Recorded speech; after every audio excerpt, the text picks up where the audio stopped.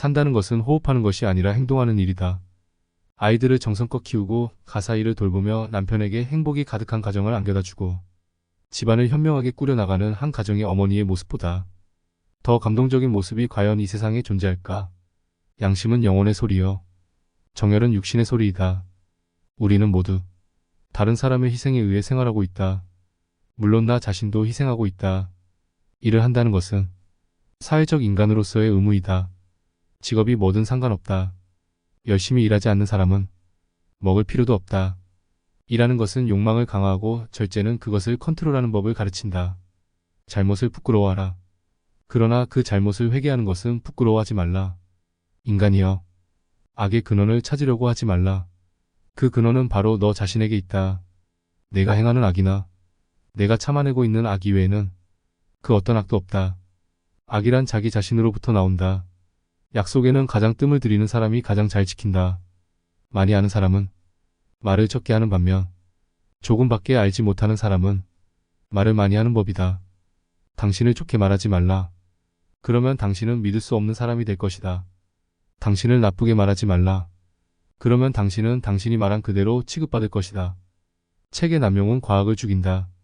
읽은 것을 아는 것이라 생각함으로써 우리는 한번 읽은 것은 더 이상 배울 필요가 없다고 생각해버린다. 무분별한 독서는 몰상식한 무식군을 만들어낼 뿐이다. 과학은 배우고자 하는 사람을 위해서 존재하고 신은 이미 알고 있는 사람을 위해서 존재한다. 절제와 노동은 인간에게 있어 가장 진실한 두 명의 의사이다. 노동은 식욕을 돋구고 절제는 지나친 탐닉을 막는다. 남의 취향에 맞는 배우자가 아니라 자신의 취향에 맞는 배우자를 구하라. 농부처럼 일하고 철학자처럼 사색하라. 모든 불행은 자신으로부터 생긴다. 대부분의 예술가들은 칭찬받기를 좋아하는데 그들은 동시대 사람들에게 받는 칭찬이야말로 가장 가치 있는 일이라고 여긴다. 신의 은총을 받기 위해서는 기도하기 전에 먼저 어떻게 해야 할까를 고민하고 노력을 기울여야만 한다. 신은 결코 우리를 변화시키지 않으며 신에게 조금씩 가까이 다가면서 우리가 변하는 것이다. 세상에서 살아가려면 많은 사람과 사귈 줄 알아야 한다. 자유인간은 태어났을 때 자유롭다. 그러나 그 이후에 도처에서 쇠사슬로 묶여진다. 우리들 주위에 있는 것은 모두 변화한다. 우리 자신도 변화한다. 인생의 가치는 바로 그 사람 자신이 결정하는 것이다. 오늘 사랑한다고 내일도 사랑하리라고는 아무도 단정할 수가 없다. 한 포기의 풀이 싱싱하게 자라려면 따스한 햇볕이 필요하듯 한 인간이 건전하게 성장하려면 칭찬이라는 햇살이 필요하다. 우리의 내부에는 늘 두 가지 소리가 있다. 하나는 마음에서 나오는 소리이고 다른 하나는 육체에서 나오는 소리이다. 양심은 마음에서 나오는 소리이며 정욕은 육체에서 나오는 소리이다. 힘으로 정복하는 것은 최강자의 정의에 바탕을 두었음에 불과하다. 돈이 돈을 낳는다. 그러나 최초의 1프랑 벌기가 나중에 100프랑을 버는 일보다 어렵다. 아내의 기쁨은 가족의 행복 안에 있다. 양심은 영혼의 소리다. 괴로움을 맛보는 일이 없는 사람은 인간애로부터 생기는 감동도 기분 좋은 동정의 기쁨도 알지 못한다. 생활이란 생각하는 것이 그 본질이다. 인간의 존엄성은 오로지 사고에 있다. 인간의 나약함이 우리를 사교적으로 만든다. 권리의 한도를 넘기지 말라. 한도를 넘으면 곧 제한할 수 없게 된다. 구원받기 위해서 신을 믿어야 한다는 이 그릇된 교리는 잔인한 불관용의 원리이다.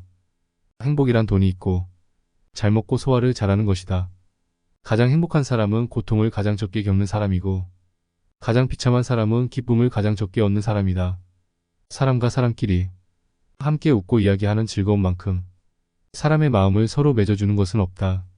그 때문에 우리는 알지 못하는 사람을 만나도 서로 진실한 대화를 나누며 친하게 지내기를 바라는 것이다. 사람은 누구나 다 어른이 되는 것은 아니다. 다만 아이가 나이를 먹을 뿐이다. 10세 때에는 과자로 움직이고 20세에는 애인, 30세에는 쾌락, 40세에는 야심, 50세에는 식욕에 의해 움직인다. 어느 때가 되어서야 인간은 예지로서 움직이게 될 것인가. 인내는 쓰다. 그러나 그 열매는 달다. 어린이에게는 과학을 가르쳐서는 안 된다. 단지 과학에 대한 호기심을 주는 것으로 족하다. 자연으로 돌아가라. 자연은 아이들이 어른이 되기 전에 먼저 어린아이기를 바라고 있다. 만약 이 순서가 바뀌면 인간은 설익어서 맛이 없고 금방 썩어버리는 설익은 과실이 된다. 자식이 부친을 존경하지 않는 것은 경우에 따라 용서될 수도 있는 것이지만 모친에게도 그렇다면 그 자식은 이 세상에 살아갈 가치가 없는 못된 괴물이라고 말하지 않을 수가 없다. 청년기는 지혜를 연마하는 시기며 노년기는 그것을 실천하는 시기이다. 청소년기는 제2의 탄생이다. 책을 읽는다는 것은 오랜 세월 동안 축적된 인류의 경험을 배우는 것이다.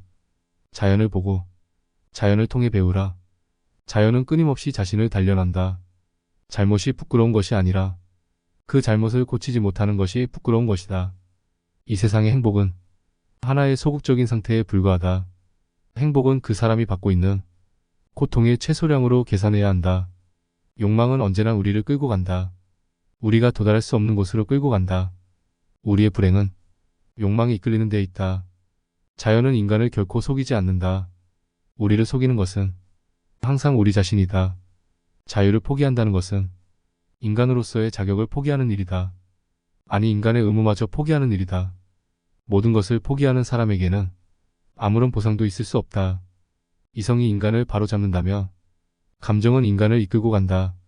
인간은 태어났을 때 자유스러웠으나 사회 속에서는 무수한 쇠사슬에 얽혀져 있다.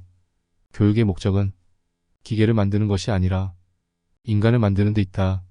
나는 책을 증오한다. 책은 내가 알지 못하는 것에 대해 말하는 방법만을 가르쳐 주기 때문이다. 무지는 결코 악을 낳지 않는다. 위험한 죄악을 낳는 것은 다만 오류에 대한 관념이다. 인간에게는 세 가지 스승이 있다. 첫째는 대자연, 둘째는 인간, 셋째는 사물이다. 식물은 재배함으로써 자라고 인간은 교육을 함으로써 사람이 된다. 스스로 배울 생각이 있는 한 천지 만물 중 어느 하나도 스승이 아닌 것은 없다. 나는 의사들이 우리를 위해 어떤 병을 치료해 주는지 알지 못한다. 그러나 그들이 우리에게 아주 치명적인 증세를 안겨다 준다는 것은 알고 있다. 예를 들어 무력증, 소심한 맹목적인 믿음, 죽음에 대한 공포 등이다. 의사들은 인간의 육체를 치료하면서 그 대가로 인간의 용기를 죽여버린다. 우리에게 필요한 것은 진정으로 살아있는 사람이다. 그러나 누구도 그들의 손에서 살아있는 사람이 걸어나오는 것을 보지 못했다. 돈은 자유로워지기 위한 수단이다. 사랑이란 실제의 대상보다 스스로 만들어낸 마음의 대상을 한층 더 사랑한다. 만약 사람이 자기가 사랑하는 대상의 실제를 정확하게 바라보게 된다면 이 세상에 사랑은 존재하지 않을 것이다. 우리들의 욕망과 우리들의 능력 사이의 불균형에 바로 우리들의 불행이 존재한다. 모든 사악은 허약함에서 생긴다. 많이 가진 자이건 가난한 자이건 힘센 자이건 약한 자이건 무의도식하는 인간은 모두 사기꾼이다. 국민의 자유는 국력에 비례한다.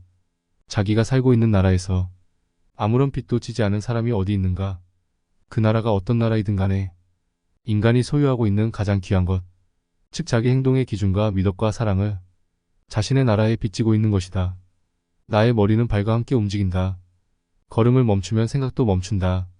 나의 마음은 언제나 나의 다리와 함께 작동한다. 육체의 소리는 쾌락을 찾고 마음의 소리는 의무를 찾는다.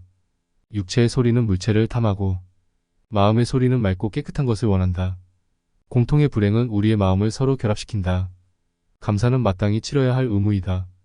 그러나 누구 하나 그것을 기대할 권리를 갖지 못하는 의무이다.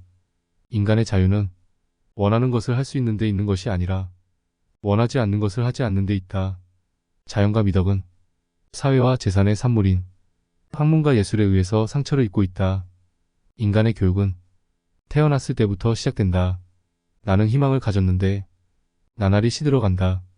뿌리가 끊긴 나무의 잎사귀에 물을 준들 무슨 소용이 있으랴. 어렸을 때 부모에 의해 시달린 아이는 성숙하기도 전에 허약하게 시들어버린다. 가장 장수한 사람이란 가장 많은 세월을 살아온 사람이 아니라 가장 뜻깊은 인생을 체험한 사람이다.